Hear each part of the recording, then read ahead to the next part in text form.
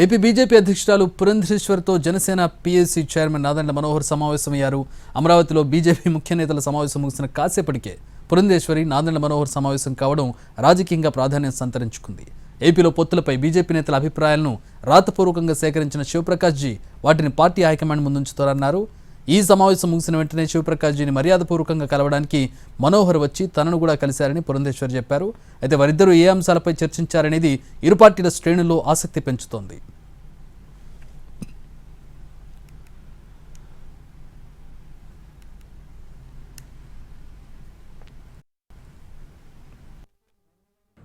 జనసేన మాతో పొత్తులో ఉన్నారని చెప్పారు. మేము కూడా ఎప్పుడు కూడా జనసేన నుండి దూరంగా జరిగామని మేము చెప్పలేదు. వారు మర్యాదపూర్వకంగా వాళ్ళ శివప్రకాష్ గారు వచ్చారు, వారిని కలవటానికి వచ్చారు, నన్ను కలిశారు.